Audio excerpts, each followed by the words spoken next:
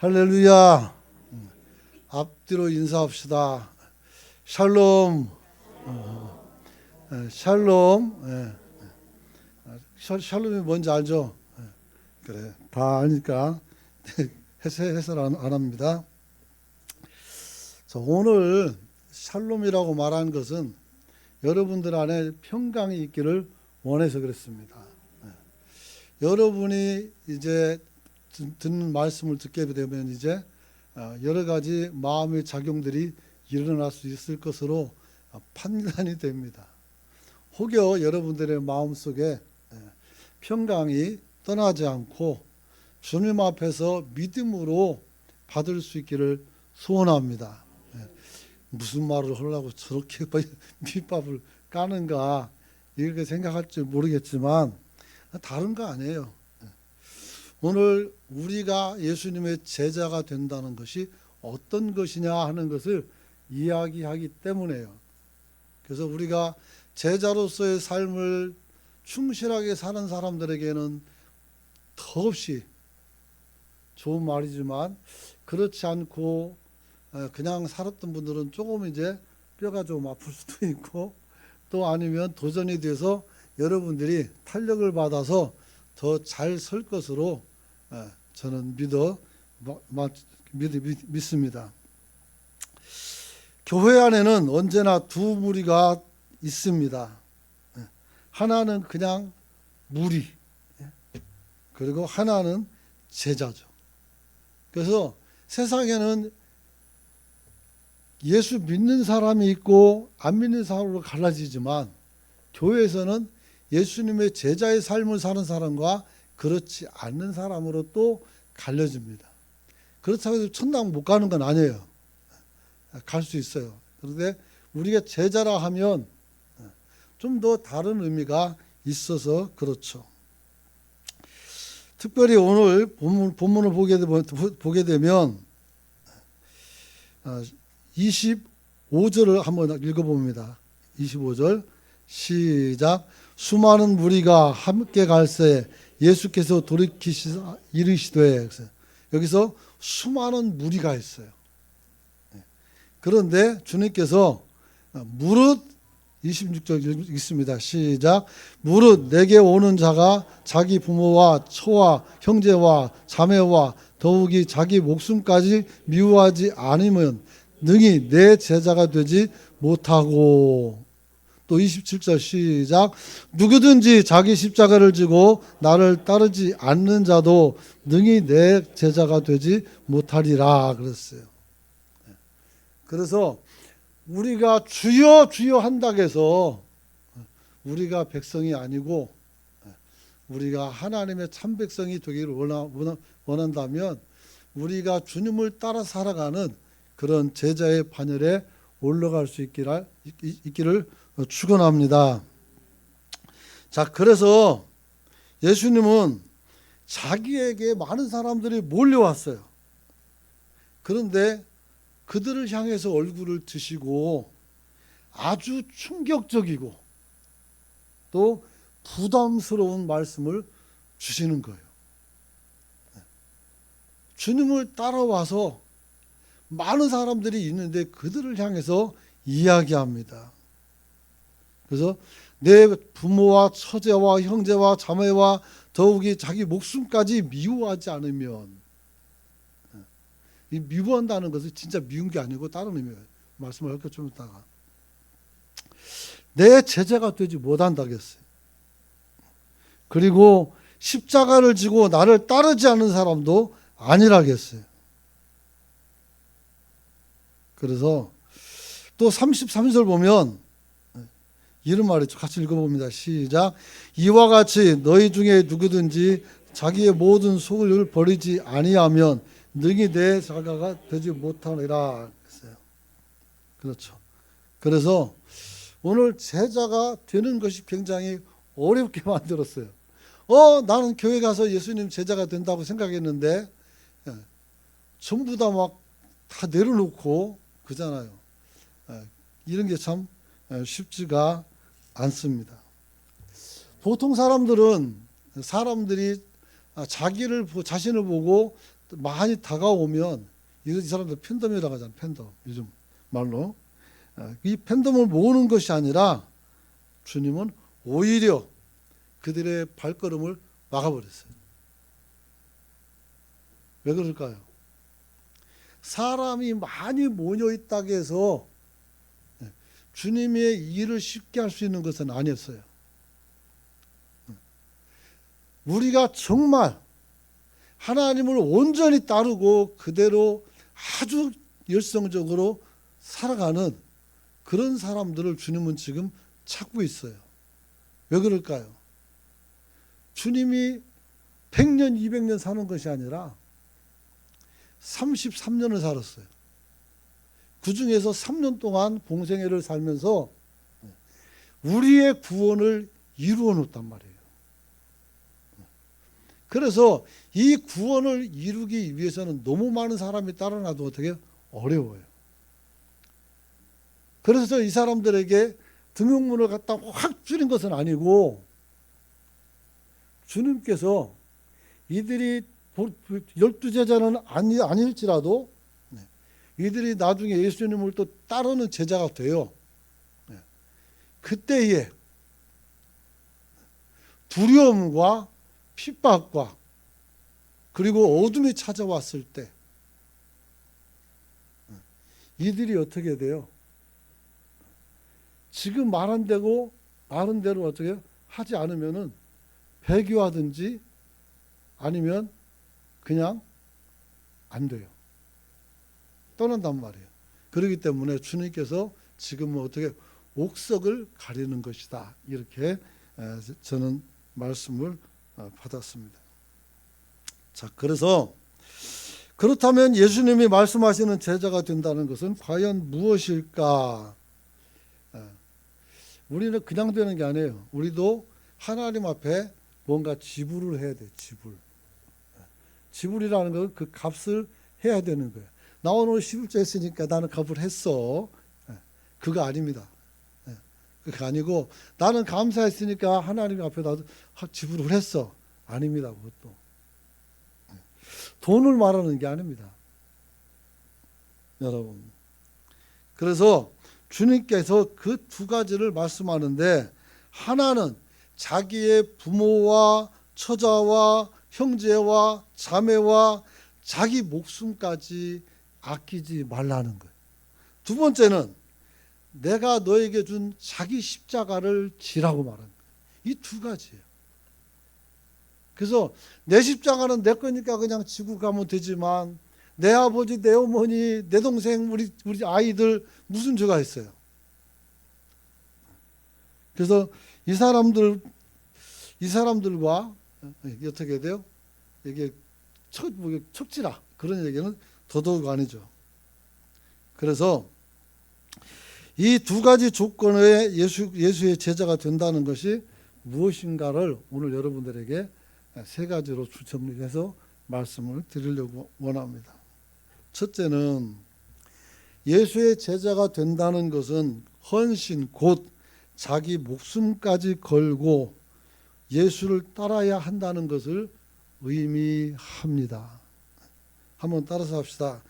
예수의 제자가 되는 것은 헌신을 통하여 내 생명까지도 걸고 주님을 따라가야 되는 것이다. 지금 우리나라는 뭐 목숨까지 걸고 신앙생활할 이유가 없어요. 교회 간다고 여러분 누가 잡아 뜯어먹습니까? 뭐 그런 거 없어요. 그래서 우리는 그렇지 않지만 여기서 500km만 북쪽으로 올라가면 그 동네 사람들은 예배를 마음껏 못 드려요. 지금도 지하에서 아니면 산 거디에서 점주기로 만나가지고 예배를 드린단 말이에요. 같은 말을 쓰고 같은 역사를 가졌어요. 그런데 하나는 자유 대한민국이고 하나는 그냥 사회주의죠. 그래서 인민민주공화국 그렇게 됐죠. 여러분. 그래서 우리가 정치 체제나 또 아니면 어떤 역사적 사건이 오게 되면 우리가 신앙생활하기가 어려워질 수도 있어요. 근데 참 이해가 참 안 되는 게 우리나라 역사를 보게 되면 그리스도교가 들어와요. 들어와서 처음에는 궁녀나 이런 사람들이 잘 믿었어요. 그러다가 이제 조상 숭배배 때문에 큰 핍박이 일어나죠. 그런데 글도 잘 모르고 정말 무지렁이 같은 사람들이 그 신앙 지키겠다고 모든 것을 다 버려요. 말씀드렸죠. 당진이라고 서해바다에 있는 교구 사람들이 어디까지 경북 봉화까지 와서 거기서 집성촌을 이루고 살다가 거기서 다 순교당했어요. 그 성지로 됐습니다. 그런 거 많이 하는 사람은 우리 교회에서는 박희장 집사님이 제일 많이 알아요. 그래서 관광차 타고 그 사람들을 실어 나르고 거기서 보고 그래요. 그래서 저한테 갔다 오면 항상 그랬어요. 왜 기독교는 그런 좋은 유적이나 이런 것들을 개발하지 않느냐. 참 안타깝죠. 그래서 어마어마한 사람들이 죽임을 당했어요. 그래서 여러분들이 국사를 배울 때 조선 말기에 나타났던 기독교 핍박에 관한 역사가 있죠. 그런 걸 보게 된다면 베드로 같이 또 아니면 뭐 바울 같이 뭐 똑똑하거나 아니면 무지하거나 그런 것은 문제가 되지 않는다는 거예요. 그 사람들은 하나님을 사랑해서 자기의 목숨을 내어줬어요. 그래서 그 사람들이 정말 훌륭하죠. 근데 교양이 갑자기 아시아에서 조상 숭배는 풍습이기 때문에 해도 된다. 그러니까 죽은 사람은 또 뭐가 됐어요? 참 아쉬워요. 그래서 우리가 하나님 앞에서 다른 것은 다 차지하고 하나님 자체를 우리가 최고로 여기는 저와 여러분이 되시길 축원합니다. 그렇죠. 그래서 오늘 여기서 주목할 것은 예수님께서 예루살렘으로 가시는 길 가운데서 자기와 동행하는 무리에게 제자됨의 조건을 만들었어요. 그리고 설파를 하신 거죠. 그래서 자기 부모와 처자와 형제와 자매와 더욱이 자기 목숨까지 미워하지 않으면, 그렇죠. 그렇게 말하죠. 그리고 또 자기 십자가를 지고 나를 따르지 않으면 내 제자가 안 된다 그래요. 왔던 그 많은 사람들이 얼마나 충격을 받을 수 있을지. 충격을 받죠. 나는 그래도 주님 따라왔는데 뭐 집을 버리라고? 지금 죽으라고? 이렇게 생각하면 어떻게 돼요? 무섭죠. 여러분. 그래서 사실 예수와 동행하는 무리는 예루살렘을 향해 가는 예수의 그 길이 어떤 길인지를 모르고 가는 거예요. 제자이면서도 예수님을 따라가면서도 지금 내가 가야 할 길이 어떤 길인지 모르고 가니까 가는 거예요. 여러분들은 모르고 가지 말고 알고 가시길 축원합니다.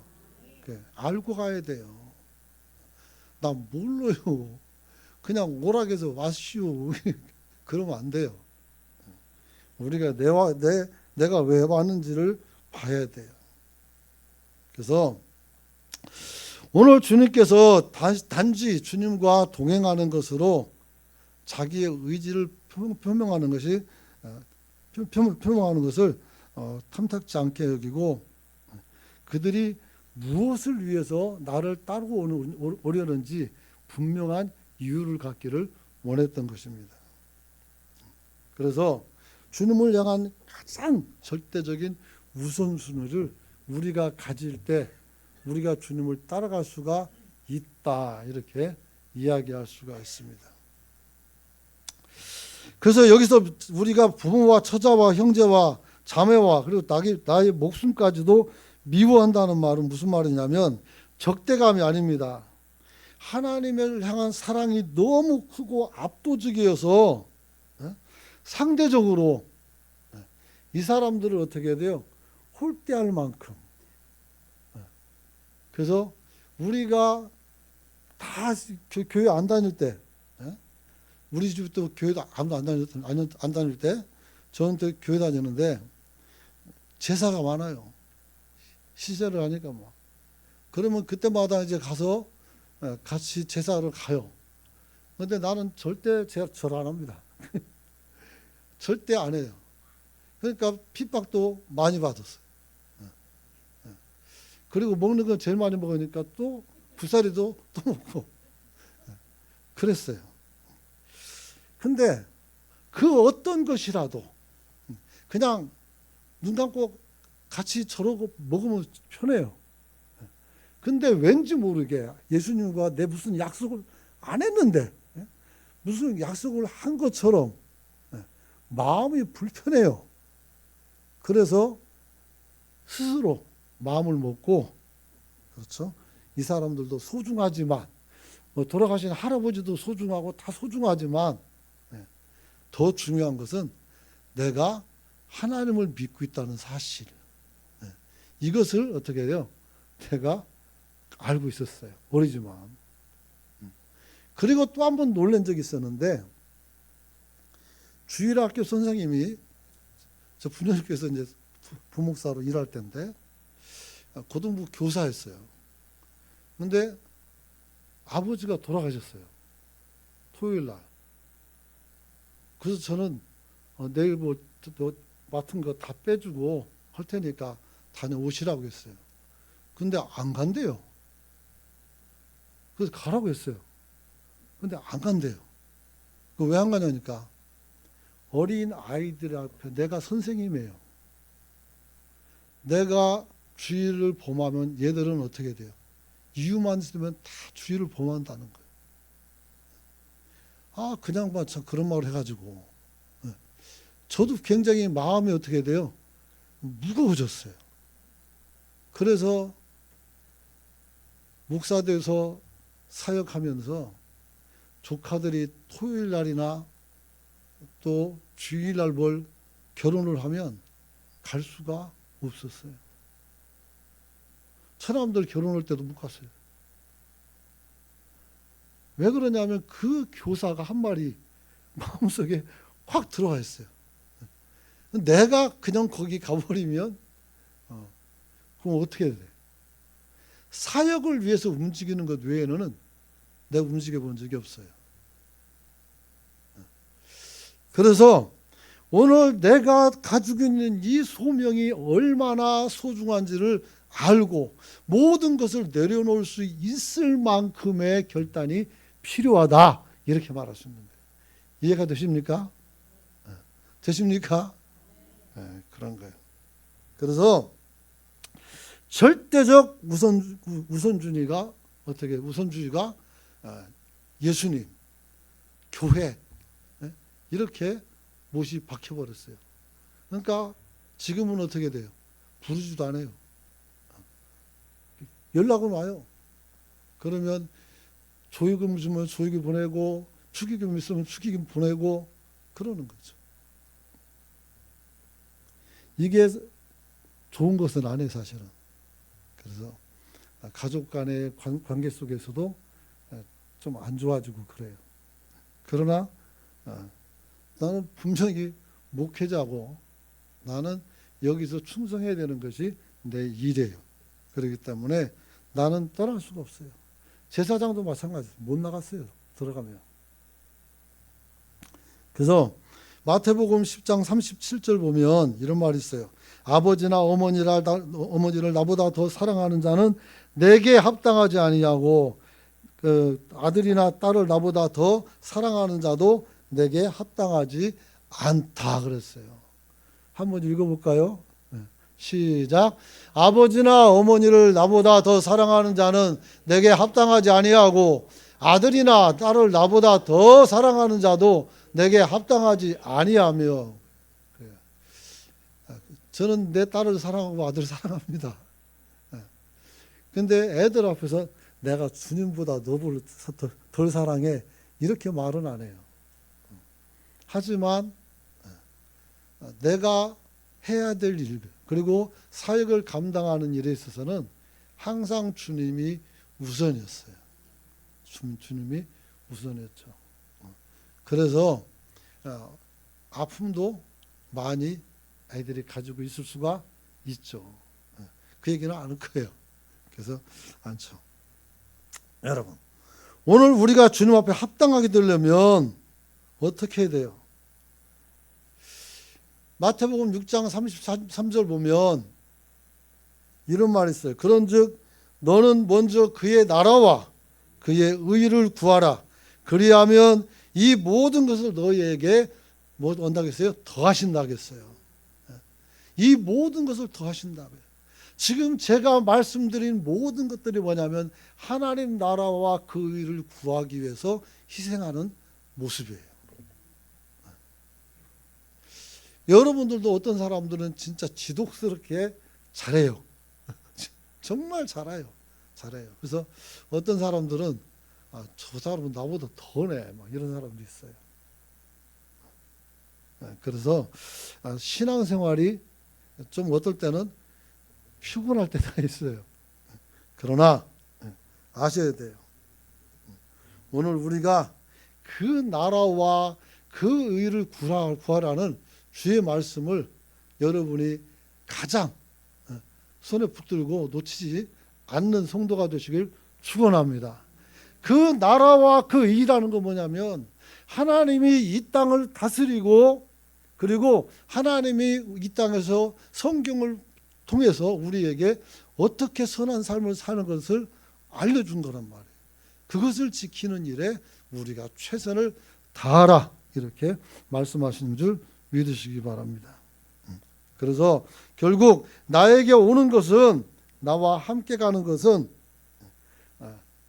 결국 그냥 입으로만 해서는 아니고 진짜 제자가 되어서 행동하는 신앙으로 서야 우리가 온전해진다 그래요. 그래서 제가 서두에 말씀드린 거예요. 오늘 설교가 어떤 사람이 좀 아플 수도 있고 어떤 사람은 굉장히 은혜가 될 수도 있다는 게 그래서 이 말을 하는 겁니다. 사랑하는 성도 여러분, 두 번째는 예수님의 제자가 된다는 것은 자기 십자가를 지고 예수를 따라가는 것입니다. 자기 십자가. 아니 주님께서 십자가를 져가지고 우리 죄를 다 어떻게 도말했어요. 그게 주님의 십자가예요. 우리는 어떤 걸까요? 우리의 십자가는 우리 하나님 나라와 그 의를 세워나가고 그리고 교회를 통해서 우리가 어떻게 돼요? 많은 사람들을 주님 앞에 옮겨서 믿게 하는 것이 오늘 우리의 십자가가 아니겠습니까? 또 여러분들이 받아 가지고 있는 직분이 또 십자가가 될 수 있어요. 그래서 십자가는 공통점이 있어요. 공통점이 있어요. 그게 뭐냐면 한번 따라서 합시다. 십자가를 짊어진 사람에게 희생이 요구된다. 십자가를 진 사람에게 희생이 요구돼요. 야, 오늘 오래간만에 비도 왔는데 자동차 끌고 드라이브 가서 저 대변을 해가지고 기장으로 해서 한 바퀴 돌고 해안사상 먹고 돌아오면 얼마나 재밌을까. 그래서 그렇게 가는 사람이 많아서 거기 주일 되면 사람들이 너무 많이 가서 길을 넓히고 있어요. 예전엔 조그마한 오솔길을 했는데 이제는 막 큰 대로가 나오고 많은 사람들은 그렇게 살아요. 근데 여러분들은 그러지 않죠. 여러분. 근데 우리가 아는 게 있어요. 여러분. 우리가 십자가를 지면 주님이 나와 함께 동행해 주시는 역사를 볼 수가 있습니다. 그래서 우리가 천만금을 줘도, 우리가 어떤 것을 갖다 줘도 우리가 이 자리를 지키는 것이 그 이유예요. 그런 이유 없이 그냥 억지로 지킨다면 얼마나 피곤할지 모르겠어요. 그런 거죠, 여러분. 그래서 우리는 십자가로 죽어야 될 자리로 우리가 걸어가는 예수님처럼 우리도 고통을 맞이하지 않고 전부 다 어떻게 해요? 우리가 극복하면서 주님을 따라가는 줄 믿으시기 바랍니다. 그러면 어떻게 돼요? 그보다 더 큰 은혜가 넘치는 거예요. 철로 역정이라는 책 좀 읽어보셨습니까? 영화로도 나왔어요. 영화로도. 그 크리스찬이 하나님 나라 천국을 향해서 가는 여정이 철로 역정이에요. 여러 가지 막 흉도 보고 도전도 오고 뭐 여러 가지 여러 가지 핍박도 오고 많이 있어요. 그런데 귀와 눈을 가리고 어떻게 해요? 오직 생명이라고 뛰어가는 거예요. 다 틀어막고 오직 생명. 그 어디요? 천국이죠. 그것만 보고 달려가는 거예요. 이생의 역사가 아주 잘 오래 살면 100년 산다고 그래요. 그러나 천국의 역사는 무한대예요. 무한대.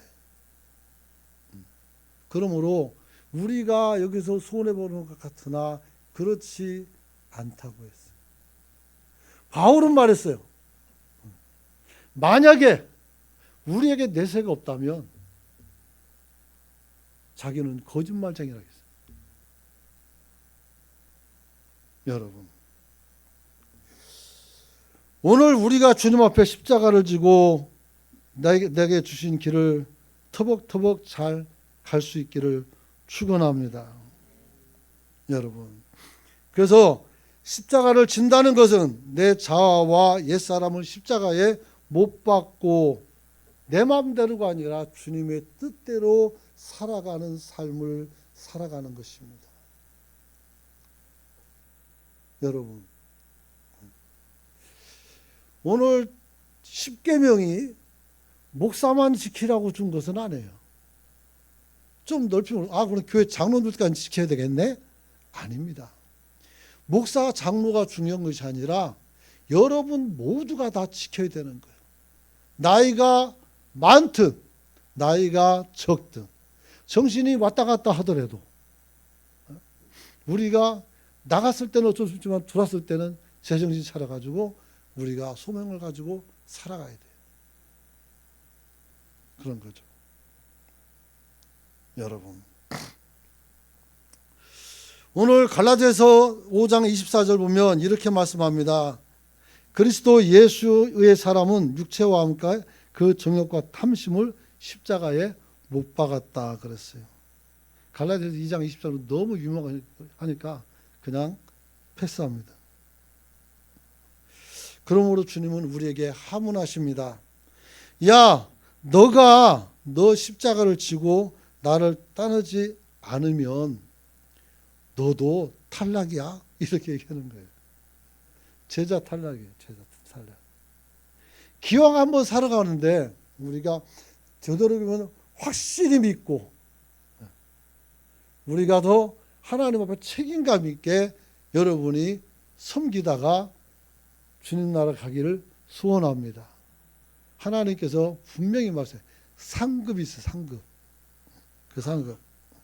그러나 그 상급이 없고 만약에 천국에 문직이라도 시켜준다면 얼마나 그게 기쁨이 되겠습니까? 여러분. 자, 그래서 오늘 주님께서 먼저 골고다 십자가에서 죽으시고 그 다음에 제자들도 다 순교하고 그리고 많은 사람들이 어떻게 이제 많이 순교하고 그러다가 좋은 시절이 와가지고 이제 죽지는 않아요. 근데 지금도 순교하는 사람들이 있기는 있죠. 이제 마지막으로 예수의 제자가 된다는 건 뭐냐 했을 때, 우리가 그냥 우리가 제자가 되어서 사는 것이 아니라 우리가 완주할 인생의 그 길이와 그리고 그 시간을 측정해서 여러분들이 계획을 가지고 여러분의 삶을 살아갈 수 있기를 축원합니다. 그래서 교회는 항상 목표가 있어요. 그리고 직장에도 항상 목표가 있어요. 신앙도 목표가 있어야 돼요.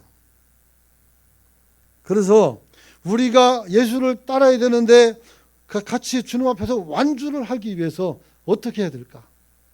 바울이 자기가 이제 죽을 때를 보고 어떻게 해요? 자기가 이제 달려갈 길을 다 달렸다고 했어요. 다 바울이 지금 자기가 설정했던 계획은 여기까지던 거예요. 우리도 계획을 세워야 돼요. 그래서 계획을 가지고 살아갈 수 있는 여러분이 되시길 축원합니다. 그래서 청년 때는 어떻게 했냐면 계획을 세워요. 평생 내가 했던 게 뭐냐 그걸 딱 정해놓고 그 다음에 10년 단위로 끊었어요. 10년 단위로. 그리고 또 10년 단위를 갖다가 5년 단위로 끊고 5년 단위를 3년 그리고 1년으로 끊어요. 그리고 1년 단위를 12달로 나눠가지고 어떻게 돼요? 계획을 세웠어요. 그런데 그렇게 살았느냐? 못 살죠. 그렇게 어떻게 못 살아요. 하지만 그 계획을 가지고 있는 것과 그 계획이 없으면 어떤 차이가 있어요? 내가 지금 어디 가 있어야 되는데 라는 것을 우리가 생각할 수 있어요. 그리고 늦었으면 뛰어요. 뛰어요. 또 넉넉하면 쉬어요.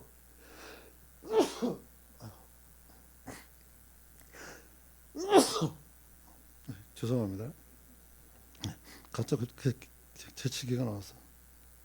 여러분. 그래서 오늘 저는 그 인생 계획을 두고 그리고 목표를 세웠고 그리고 그 거의 다 이룰 수가 있었어요. 공부하는 것도 장가가는 것도 돼서 다 이룰 수가 있었고 또 여러 가지 많은 목표적인 목적도 이룰 수가 있어요. 그리고 또 실패할 때도 있어요. 실패할 때도. 자, 그래서 우리가 주님의 제자로 부름받았지만 돌이켜 생각하면 멋 모르고 예수님을 따라다니는 사람이 많이 있어요. 감히 예수의 제자가 되겠다라고 따라 나선 우리들이 참아요. 우리가 겁없이 어떤 분은 장로님이 되셨고 나는 겁없이 목사가 된 거예요. 그래서 이게 참 큰 부담으로 어떤 때는 작용해요. 그래서 내가 흐트러지지 않기 위해서 저는 항상 그래요. 목사라고 써놓고 삐짐을 하나 딱 빼면 뭐가 되느냐? 독사가 돼요. 내가 사람 죽이는 독사가 되면 큰일이다 이거. 그래서 항상 한 번씩 써봐요. 목사 써놓고 하나 지우면 독사가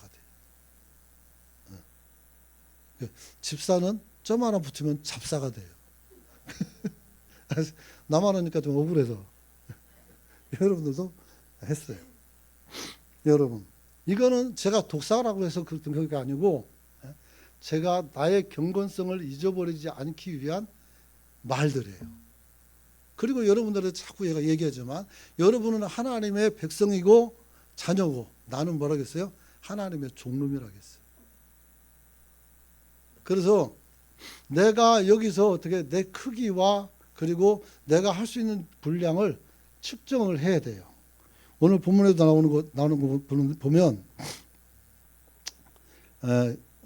30절부터 31절 한번 읽어봅니다. 시작. 이르시되 이 사람이 공사를 시작하고 능히 이루지 못하였다 하리라. 또 어떤 임금이 다른 임금과 싸우러 갈 때 먼저 앉아서 1만 명으로서 저 2만 명을 거느리고 오는 자들을 대적할 수가 있을까? 헤아리지 아니하겠느냐. 그래서 29절부터 시작해야 되는데 잘못했어요. 그래서 기초만 쌓고 28절부터죠. 그래서 망대를 세울 때 예산을 어떻게 배정하고 사람들이 지혜롭게 이것을 세우는 것처럼 우리 인생도 그렇게 하라 이 말이에요. 그러면 우리가 하나님 앞에서 어떻게 돼요? 제자로서 우리가 중간에 탈락하지 않고 살아갈 수 있다는 것을 여러분은 믿으시기 바랍니다. 이제 말씀을 좀 마쳐야 될 것 같습니다. 우리가 주님 앞에서 어떻게 살아야 되는가? 우리가 하나님 앞에 제자가 됐으면 어떻게 돼야 되는가? 예수님을 가장 우선해 두고, 그리고 여러분들이 각종 또 어떤 그런 시간이나 이런 것들을 결정하셔서 하나님 앞에서 여러분이 넘어지지 않도록, 또 여러분들이 지체되지 않도록, 여러분들의 시간을 헛되이 보내지 않도록 여러분들이 힘있게 살아갈 수 있는 저와 여러분이 되시길 축원합니다. 기도합니다. 좋으신 아버지 하나님, 은혜와 사랑을 감사를